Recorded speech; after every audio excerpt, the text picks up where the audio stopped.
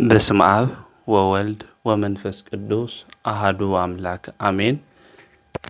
أمل العالم خوينكم زي منفساو channel زي تكتاتلو سدراك زي أبيهير أمسكال تسغيلو فصوم زخوانا سلامو بزهابنا بحدودو بإيسوس كريستوس فصوم سلام هامي تصنحو هامي تخونو سلام اجزي أبيهير مسخولاتكم يخون اما أملاك ولاديت أملاك قدست قدسان دنجل ماريام سلفصوم عدونتا سلفصوم خبر مسغانا يبصحيا خمون قدسان أبوتاتنا قدسان عديتاتنا بستوهاوم خبر متن خلو خبر مسغانا يبصحيوم أستفلال عالم خوينكم زي منفساو channel زي تكتاتلو سدرا اجزي أبيهير زي تمرت زي ناو كلو مئنت كبصح شير الناقبركم سابسكرايب زي قبركم ون سابسكرايب نكتقبرو ناوزو تمرت زي تعاتون تلخم دما بلايك لنكتجمرو مشو مجزيابي هير يلاوكم هم مجزيابي هير سناي فقاد نلم عنت النمهارو ناي تمرت رأسنا زخون قدم مرعا كقبر زقبقو مدلاو انتايو زبليو بتلاي هاف تفلالي بوتا خوينا ننبر سبات النالعلو حتو ايو قدم مرعا تاينا كنقبر زقبقنا فقاد اجزيابيهر بمن تاينا كنفلطو زقبا حصقس انتايو عدلاينت حصق انتايو سبات قدمنا موسو مئتاوم كفلطو كردو لقبا من قد انتايو زبل حتوتات بتدقاقامي يحتت يمو هم مصحف قدوس خمؤون ببيت كرسيان تمرتي انتاي خمز مسل كنملكتنا ام نغراتنا كله ناتو املاخنا قدوس እግዚአብሔር نعنا زتقم نعنا زربح قالو نكامرنا ناتو قدوس فقاد يخونلنا ኦርቶዶክሳዊ ተዋህዶ ቤተ ክርስቲያን ናይ ጾታ ትምርቲ ተምህርያ ናይ ጾታ ትምርቲ ከተምህር እንተላ ድማ ስለ መውስዎ ወይም ስለ መርዓ ድማ ተምህረና تنقرنا يا بمجمرتا مرعى مالت انتاي مالتيو مرعى مالت انتاي مالتيو كنبل انتلنا ناي خلتيوم انصار صوتاتات حدا مس حدا موسان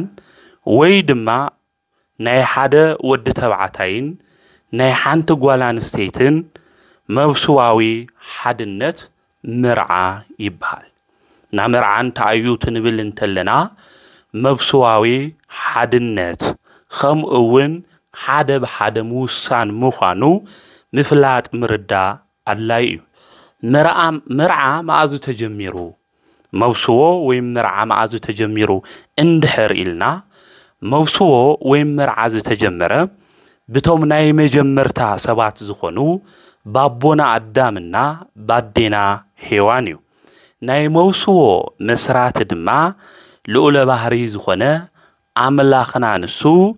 እግዚአብሔርዩ ሰበይኑ ክኸውን ጽቡቕ አይኾነን ንዑ እትስማዕምዖ እትድግፎ ደጋፊት ንግበረሉ ኢሉ እግዚአብሔር ኣብ ኦሪት ዘፍጥረት ምዕራፍ 2 ቁጽሪ 20 እስካብ 22 ዝቃል እዚ ንረኽቦ ኢና ማለት እዩ ናመርዓዝ ተጀመረ موسوز تجمرة بتومنا يمجمر تاسبات بعدامنا بهوان مسرات يودما اجزي أبيهر موخانو مفلات مردا عدلايو مرعى نمنتاي عدليو عدلاي نت موسوز انتايو ناي مبزحتنا حتويو علامو انتايو مبسوو مرعى علامو انتايو اتناي مجمرة ناي مرعى وين ناي موسوو علامة انتايو كنبل انتلنا نمرددا نمتحققاسيو بتالي سب عوز عالم زي كنبر انتلو يدكميو سب زكافلو حسابو يدليو عبونا عدام عبجنت كنبر انتلو نانسسات كلو شوم يوصقلهم نبرا ازوم انسساتات زيوم عدام شوم نكوصقلهم كمصون تلو صمد خوينوم يوم زمصون يروم عبونا عدام جن ኣብ ገነት እናሃለው ኣብ ልዕሉ ኩሉ እንስሳታት ተሸይሙ እናሃለ በይኑ እዩ ነይሩ ስለዝኾነ እግዚአብሔር ሰብ በይኑ ክኾን ጽቡቕ ይኾነን ስለዝኾነ እትሕግዞ እትድግፎ እትረድኦ ንፍጠረሉ በለ እግዚአብሔር አዳም አቦና መጀመሪያ በይኑ እዩ ነይሩ ማለት እዩ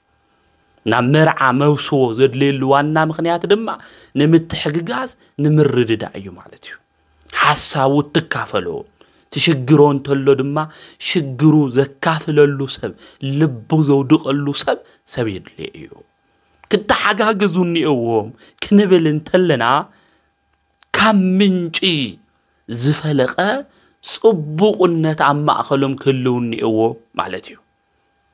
ጽቡቕነት ኣብ ማእኸሎም ክህልው እኒአዎ ተሓደ ትደክም ተሎ ተሓደ ይድግፎ ተሓደ ትወድቕ ተሎ ተሓደ እንታይ ገብሮ የልዕሎ ማለት ተሓደ የልዕሎ ማለት ለዚ ብርሃናት ዓለም ቅዱስ ጳውሎስ በተለይ ለናይ ቆሮንጦስ ዝነበሩ ሰባት ክመኽሮም እንተሎ ኣብ ቀዳሚት መልእኽቲ ናብ ሰብ ቆሮንጦስ ክናገር እንተሎ ቅዱስ ጳውሎስ ምዕራፍ 7 ካብ ቁጽሪ 3 ጀሚሩ ትናገር እንተሎ ከምዚ ዝብል ቃል እዩ ቅዱስ ጳውሎስ ዝናገር ማለት እዩ ኣብዚ ምዕራፍ 7 ማለት እዩ ሰብኣይ ንሰበይቱ ዝግባአ ይግበረላ ከምኡውን ሰበይቲ ንሰብኣያ ዝግብኦ ትግበረሉ ይዝብል ሰብኣይ ንሰበይቱ ዝግባአ ነገር ክገብረላ ክድግፋ ክሕግዛ ይግባእ ሰበይቱ ንሰብኣያ ክትድግፎ ክትሕልዎ ይግባእ ክትሕግዞ ይዝብል ና ዝግባአ ነገር ይግበረላ ንሳውን ዝግብኦ ነገር ትግበረሉ ኢሉ ብርሃናት ዓለም ቅዱስ ጳውሎስ ኣፍታ ቀዳማይ መልእኽቱ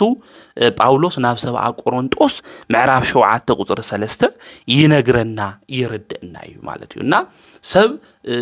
ደካማ ምዃኑ ሰብ ብባዕሉ ጎዩ ሓጋዝ እንድሕር ለይውሉ ክወድቕ ክሰንፍ ስለዝኽእል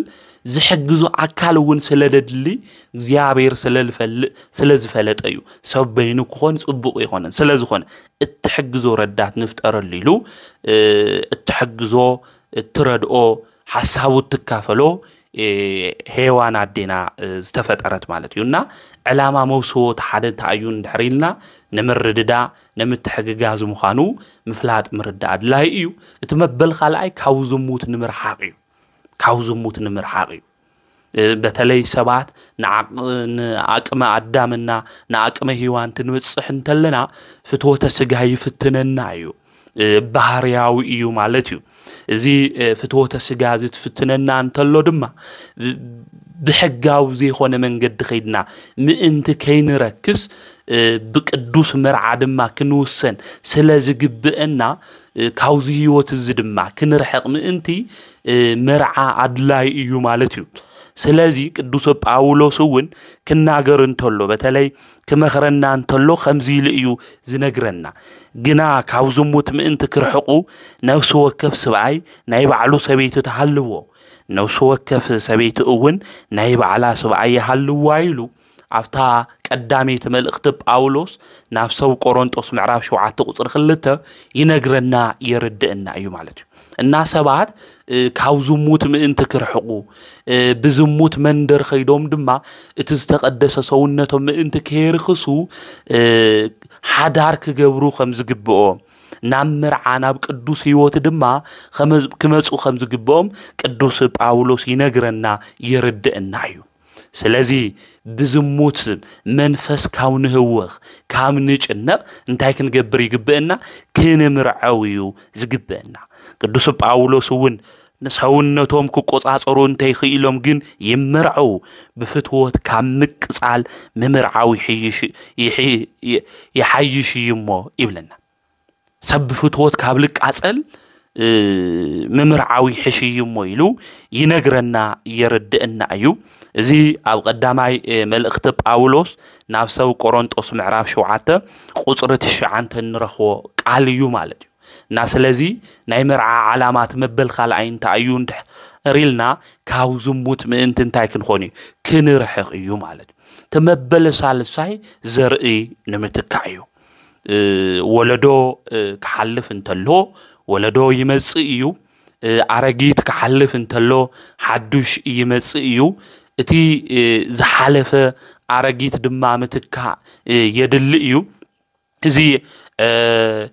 ዑደታዊ ዝኾነ ህይወት ድማ ክስተኻኸል ዝኽእል ወለዶ ብምትካ እዩ ማለት እዩ ዘርኢ ብምትካ እዩ ማለት እዩ ነዚ እዩ አምላኽና ቅዱስ እግዚአብሔር እውን ብዙሑ ተባዝሑ ንምድርውን ምልእዋ ኢሉ ኣብ ኦሪት ዘፍጥረት ምዕራፍ 1 ዝነገረና ነዚ እዩ ማለት እዩ እና ዘርኢ ንምትካ እቲ ሓደ ዓላማ ናይ መውስዎ ናይ መርዓ ምዃኑ ቤተክርስቲያን ትነግረና ተረድእና እያ ሓደ ሰባት ንምንታይ ኢና ንምርዖው መርዓ ንምንታይ እዩ ድልዩ ዝብል ሕቶታት ስለ ዘልዕሉ እዩ እቲ ሓደ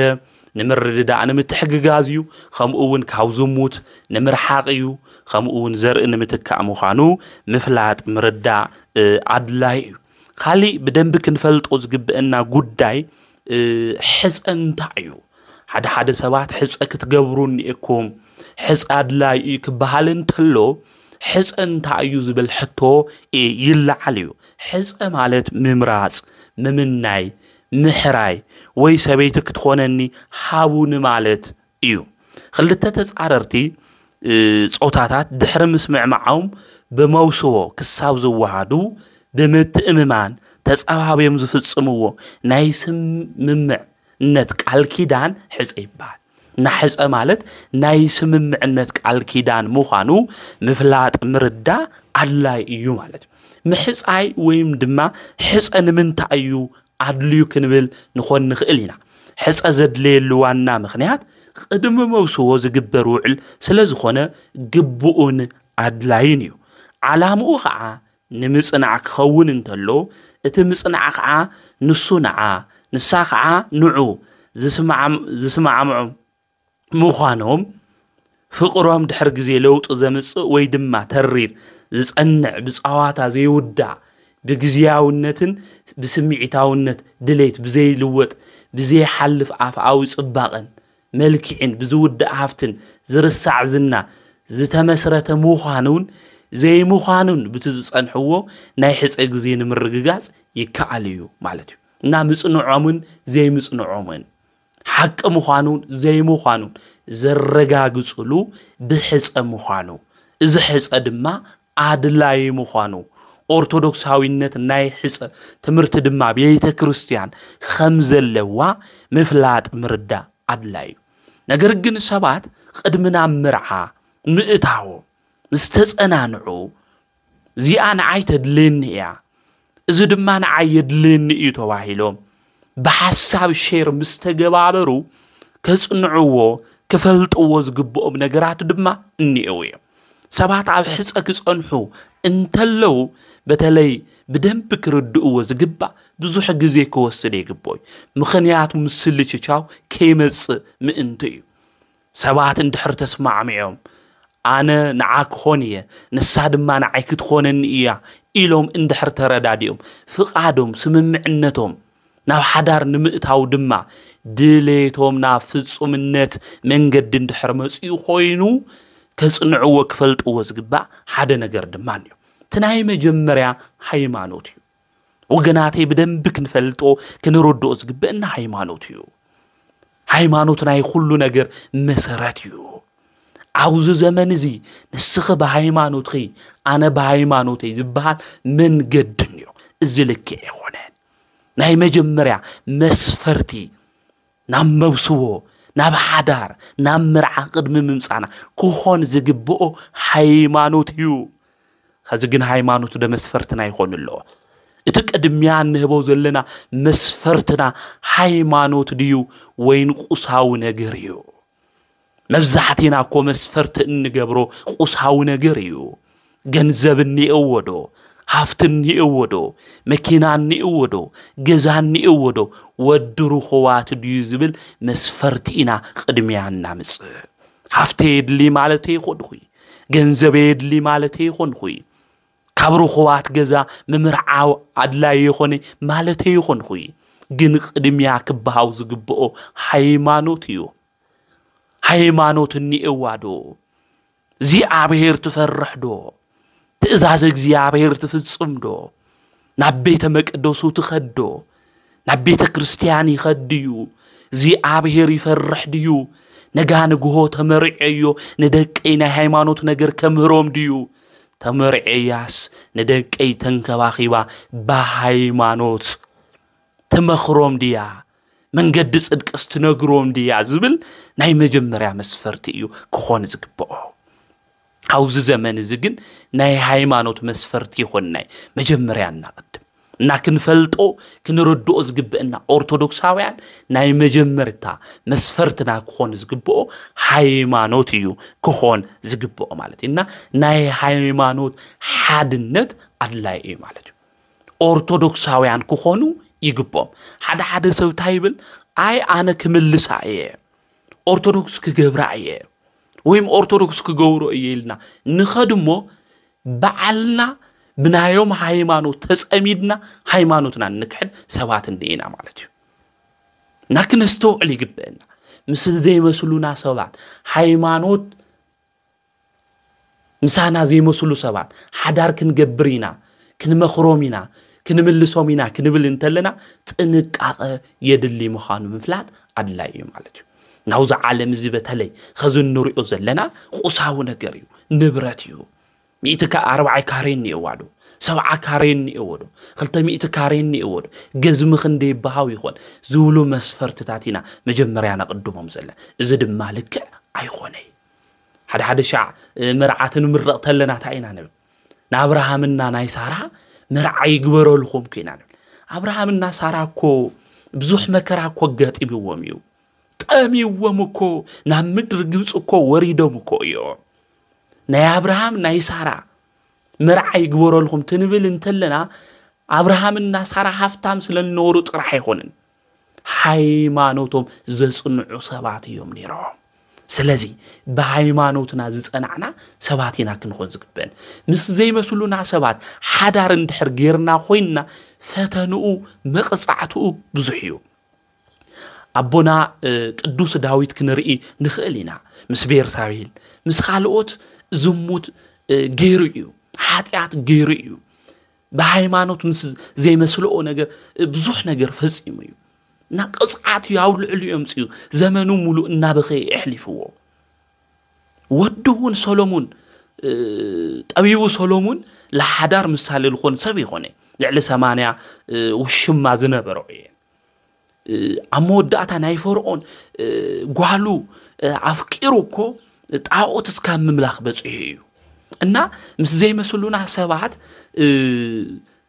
حدار كنجبرينا تنبل انتلنا هايمانوتنا دم حدنت ليولو تخون انتلو كاب እግዚአብሔር ዝመጽ መቅጻት ብዙሕ እዩ መጽሐፍ ቅዱስ እውን ምስ ዘይመስሎም ሰባት በሃይማኖ حدار ዝገበሩ حدار ዝገበረ ሰበይቲ መቅጻዕቶኦም ሃምል ተቀጽዑ كاب እግዚአብሔር ፍርዲ خمز رخو امبر ጽቡቕ ነገር خمز يرخو መጽሐፍ ቅዱስ ይነግረና ይረደና ስለዚህ በህይወት ዘመንና ንሕና እውን ክንነብር እንተለና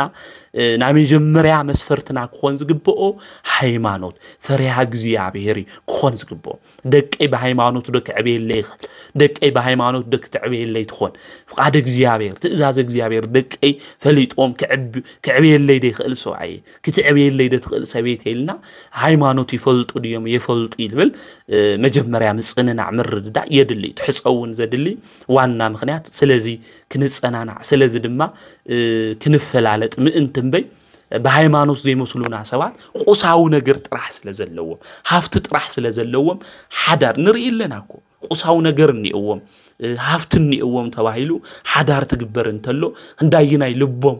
لقصلو لبن لقصلا حواتنا حوات حمل اللو كون ملكة لنا نرئي لنا اينا مالتيونا بهايمانوت مسرت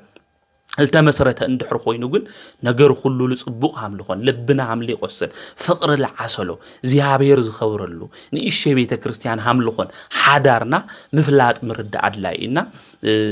ሃይማኖት حدنتاوي ሃይማኖት ወይም ሓደ ዝኾነ ሃይማኖት ኦርቶዶክሳዊ ተዋህዶ እምነት ለለዋ እዩ ክኾን ልግብኦ እምበር አይ አነ ክመልሳ እየተባሂሉ በዓል ኸላኡ ምጥሓል በዓል ኸናኡ ምእታውን ስለዘሎ ምስተዋዓል ምርድ አድላይ ሓደ ሻ ሃፋትም ሰባት ይመጽሞ أنا كون عاقك مرعوك يدل إيه تقول تلو من مخاني تفلطي أو زمن زللو ترقيو تاتيل نقرأكم كاو تاي جبر زن عرقتا همزل ولا هفتامكو لحدار حتيتني تبلن تلا العرقتا صبو زيابيركو ممسيو أي فلتي بابا أخي جيروك زيابير كجوني الناس للدليو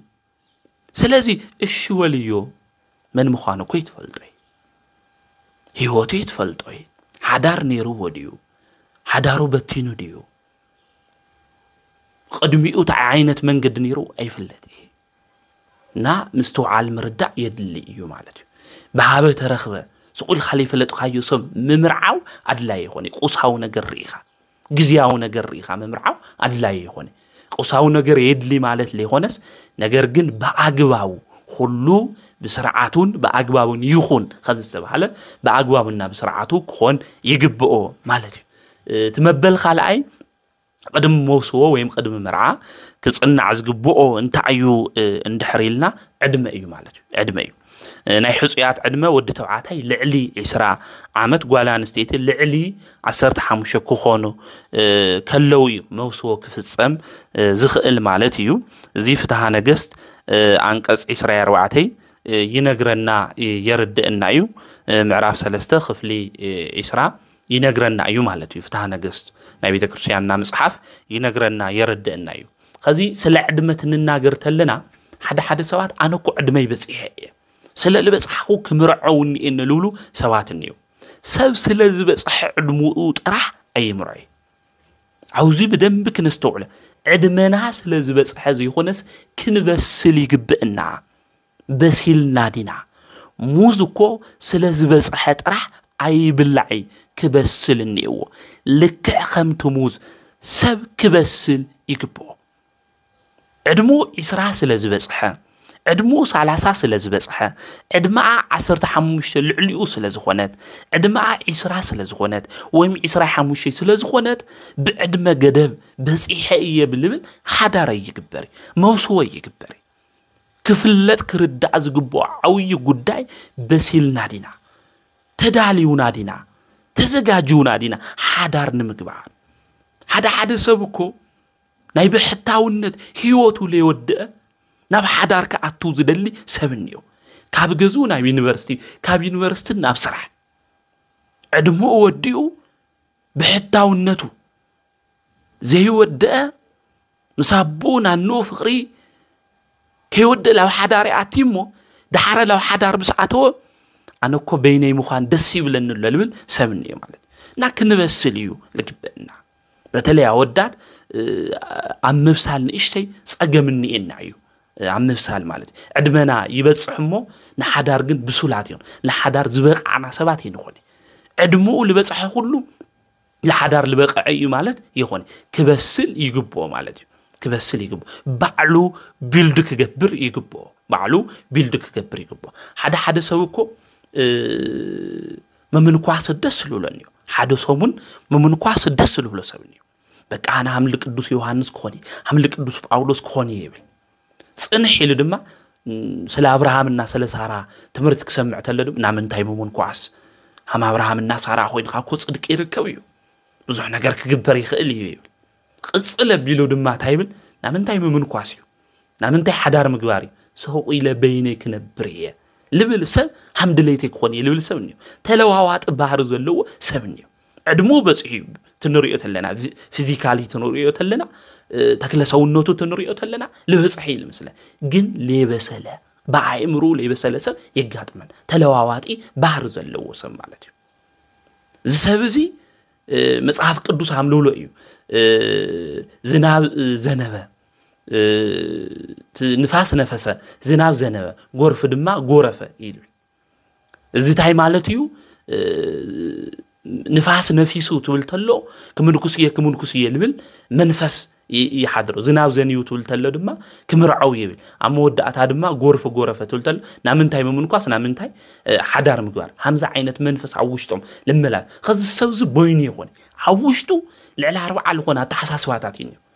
እናዚ ንመምርዓው ቅድመ ምድላ ወይም ዝግጅት የገበረ ዕድምኡ በጽሑ ንበሎ እምበይ ሰብ ዛ ልቡ ብዙሕ ነገር ስለለሎ ኣብ ውሽጡ ንምድላው ዝግጁ ዘይኾነ ሰብ እዩ ማለት እዩ እና ሃምዚ ዝበለ መንፈስ ለለና ሰባት መጀመርያ ውሽጥና ክነጽሩ ይግበአና ኣይ ዕድመይ እኮ ይኸድሎ እዩ 30 እኮ ክገብር ኢለ 35 እኮ በጽሕኒ ኣነ እውን ሰባት ይጭቕጭቁን ኣለዉ ዕድመይ በጽሑ ይኸድሎ ለከ የወለድ ይኽእል የብልብል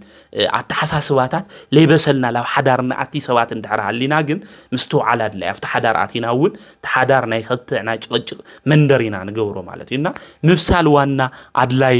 ጉዳይ እዩ ለይበሰሉ ወይም ገና ስለ ናይ ሓዳር መንነት ለይተረድኡ ስቑሎም ላብ ሓዳር ለኣቶ ሰባት እኒአውና ዕድመኻ ስለ ልበጽሐ ጥራሕ ሓዳር ኣይግበሪ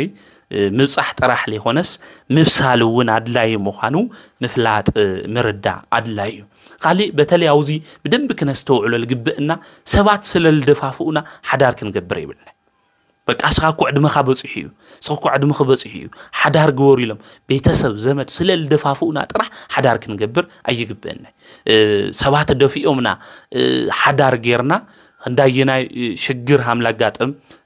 ንፈልጥ ንርዳእ ኢና እና እዚ ምስተውዓል ምርዳእ ኣድላይ እዩ ማለት ዕድመኻ ስለ ልበጽሐ እእቱ ስለ ልወልና ለይኾነስ ታይና ክንገብር ልግበአና ሃምቲ ንፋስ ልነፈሰ ሃምቲ ዝናብ ልዘነበ ሃምቲ ልጎርፍ ልጎረፈ ለይኾነስ ኣብ ኮኻ ሓምል ተመስረተ ገዛ ኢና ክንኾን ልግበአና እዚ ማለት ብቃል እግዚኣብሔር ልተመስረተ ህይወት ይክሉ ልግበአን ላውዚ ልበል ልናወጽ ተሓደ ልብል ልብ ለይኾነስ ኣይ በቃ ኣነ ገዲም ኣኺልኒ ናብ ሕታውነት ናብራ ኣኺልኒ ድሕር ገዲም ሓዳር ክገብር ይግብአኒ ዘርዕውን ክትክ ካብ ዝሙትውን ክርሕቕ ፍረ ድማ ምእንቲ ከፍሪ ሓዳር ክገብርኒ እኒና ላብስለት መንገዲ ምስ መጻና ብቃል እግዚኣብሔር ተመስረተ መንገዲ ትንኸተል እንተለና ሓዳር ክንገብር ንኽእል ኢና እንድሕር ለይኾነ ግን ሰባት ስለ ልደፋፍኡና ሰባት ስለ ልወሉና ዕድመና በጽሑ ኢሎም ስለ ልወትወቱና ሓዳር ሃምለ ይግበር ምፍላጥ ምርዳእ ኣድላይ እዩ ማለት እዩ ምፍላጥ ምርዳእ ኣድላይ ካሊእ ብደንቢ በተለይ ዝዕድመት እንናገር ተለና ናብ መንእሰይነት ዕድመ ስለ ልኾነ ፋየር ኤጅ ንብሎ ወይም ሰባት ሓዊ ልጨኖም በብዙሕ ነገር ንፍተነሉ እዋን እዩ ማለት እዩና በተለይ ኣብዚ እዋን እዚ ትንኾን እንተለና በዓልና ምፍላጥ በዓልና ምፍታሽ ከምኡ እውን ቃል እግዚአብሔር ምጽናዕ ሃይማኖትና ምርዳእ እውን ብደንቢ ዘድልየሉ እዋን ምዃኑ ክንፈልጥ እዩ ዝግበአናና ኣእምሮዊ ብስለት እውን የድሊ እዩ ኣካላዊ ብስለት ጥራሕ ለይኾነስ ናይ ኣእምሮ ብስለት እውን የድሊ ምዃኑ ምፍላጥ ምርዳእ ኣድላይ እዩ እና ክጽናዕ ለግብኦ ዕድመኻ ጥራሕ ስለ ዝበጽሐ ዘይኾነስ ብስለት እውን ኣድላይ እዩ ካሊእ መበል ሳልሳይ ክጽናዕ ዝግብኦ ቅድም መውስዎ ታእዩ ክንብል ተለና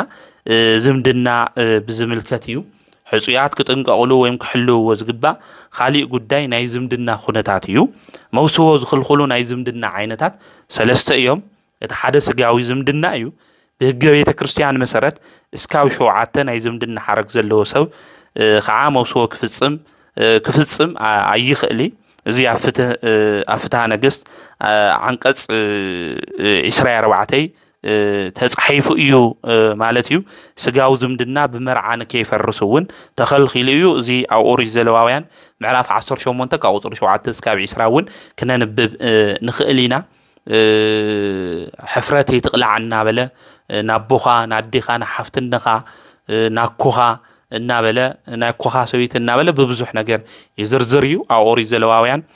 ምዕራፍ 18 ካብ ቁጽሪ 7 ጀሚርና እስካብ 20 ነንብቦ ማለት እዩና ስጋው ዝምድና ብመርዓ ክፈርስ ከም ለይኽእል ተጻሒፉ እዩ ተኸልኺሉ እውን እዩ ሓደ ሰባት መበል 50 እኮ በጽሒና ኢና ሻልሻይ በጽሒና ኢና ታይ ጸገም እንይዎ ልብል እንዮ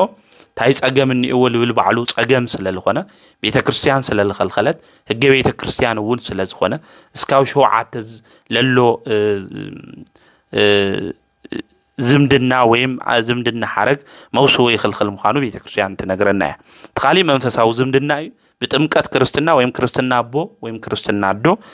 ዝተዛመዱ እንተኾይኖም ግን ክሳብ መወዳእታ ግዜ ገደብ ዘይብሉ መውስዎ ክፍጽሙ ኣይኽእሉ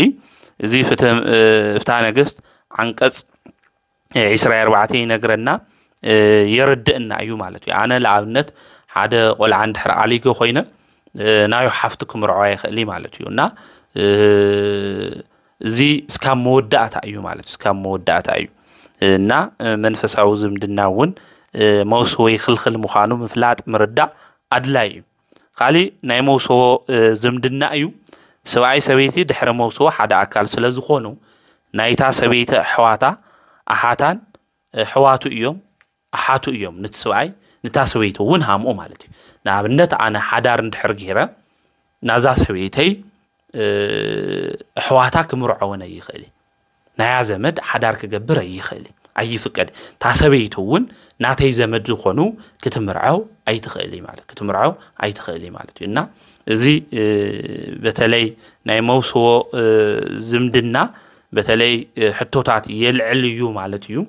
ግን ቤተ ክርስቲያን የትፈቅዲ ፍትሐ ነገስት አንቀጽ 34 ምንባብ ምርዳእ ኣድላይ እዩና ለመውስዎ ዝኽልኽሉ እዚኦም ሰለስቲኦም እዮም ማለት እዩ እዚኦም ሰለስቲኦም ብደንብ ምርዳእ ምፍላጥ ኣድላይ እዩ ካሊ ሕጽያት ብተወሳኺ ክንሪኦ ዝግበአና ክፈልጥዎ ዝግባእ ነገር እንታይ እዩ ቅድመ መውስዎ እንድሕሪልና ብዛዕባ መጻኢ ህይወቶም ካብ ምምኽኻር ሓሊፎም ወላ ሓንቲ ዓይነት ጾታዊ ርክብ ክገብሩ ኣይኽእሉ እዚ ብደንቢ ክስመረሉ ልግባእ ዓብዪ ጉዳይ እዩ ትጽባሕ ንኾኖ ትጽባሕ ንገብሮ ኸዚ ንግበሮ ልበሃል ኣባህላ ልክዕ ይኾነ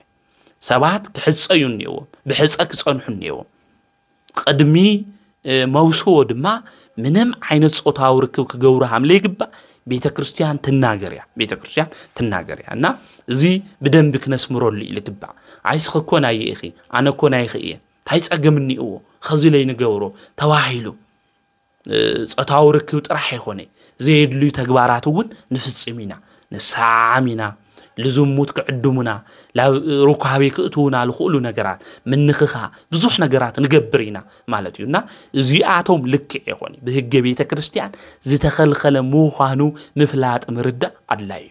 مغنياتو عفت بوتا سون دحر بس هنا خوين توم تجوارات سوم دحر غيرنا خوينا لو صوتها ورك مصحنا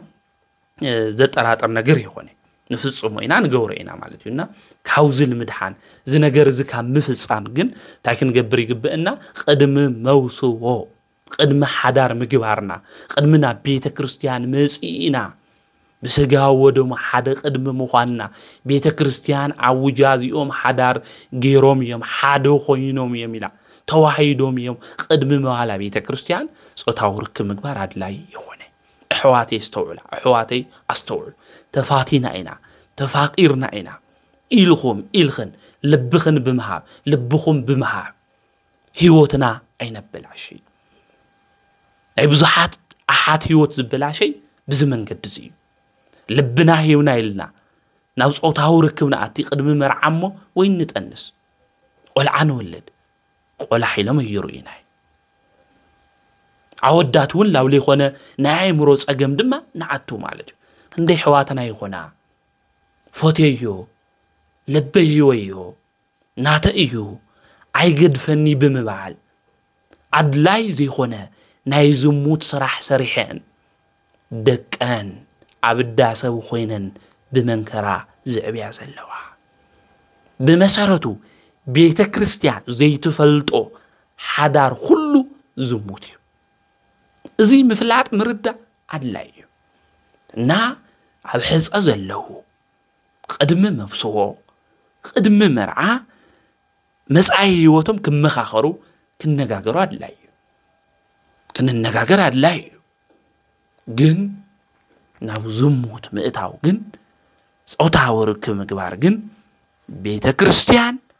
أي تفقدون زتخلخل مخانو مفلات مردا عدلاي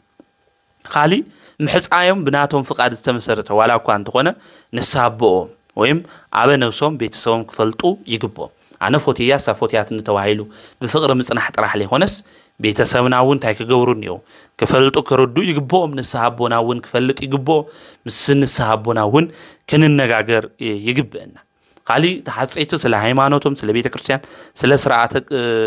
سلا سرعات بيت كريستيان مالتيو خمؤون قدم مسو كفلطو كردو كمهارو يقبوهم مالتيو نا زياتهم ون كنغبر يقبنا خالي